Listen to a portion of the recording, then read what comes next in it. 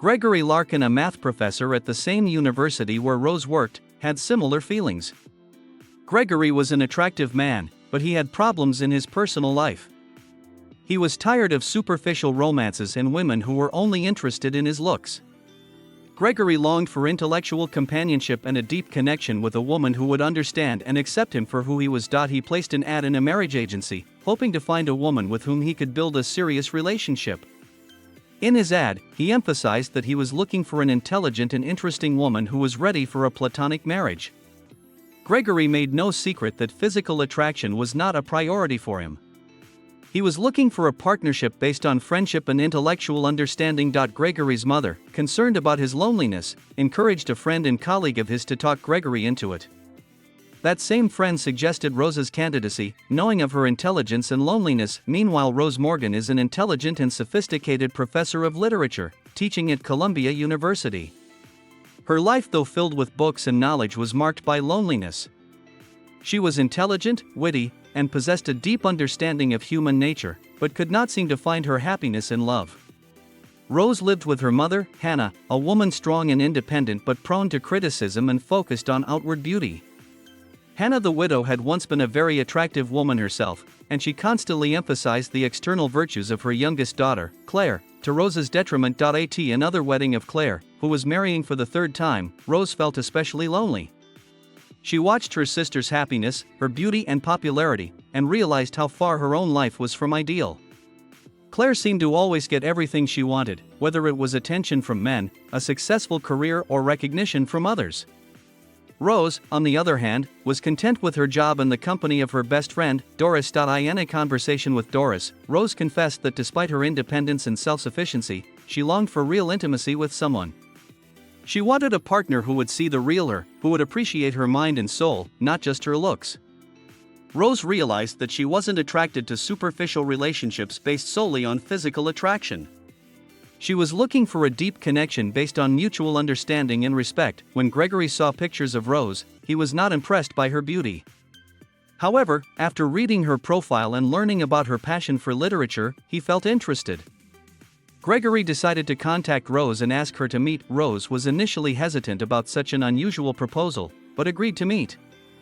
She was intrigued by the opportunity to meet a man who, like her, was looking for more than just physical attraction. Their first meeting took place in a cozy cafe. Rose and Gregory talked for hours, discussing literature, philosophy, and their views on life.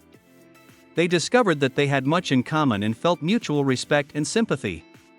Gregory was impressed by Rose's intelligence and erudition, and Rose was pleasantly surprised by his intelligence and sincerity. After several meetings, Gregory proposed marriage to Rose. He explained that he was not looking for passion and romance, but wanted to create a lasting union based on friendship and intellectual intimacy. Rose was surprised and confused. She dreamed of love, but at the same time she was afraid of disappointment. Despite her doubts, Rose accepted Gregory's proposal. She reasoned that it was better to have a friend and a partner than to be alone. Besides, she was flattered by the attention of such an intelligent and attractive man. Rose hoped that in time deeper feelings would develop between them. After a modest ceremony, Rose and Gregory became husband and wife. They moved into Gregory's apartment and began to adjust to life together. At first, their marriage seemed perfect. They spent a lot of time together talking, reading books, and attending cultural events. Gregory appreciated Rose's wit and sense of humor, and Rose enjoyed his company and intellectual support.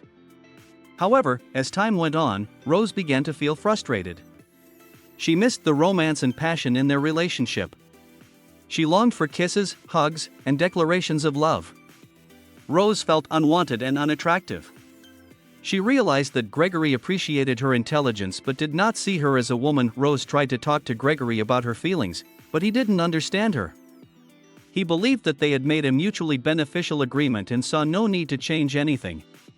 Gregory was satisfied with their platonic marriage and did not want to deepen their relationship. One day Rose, gripped by despair, made an attempt to seduce Gregory.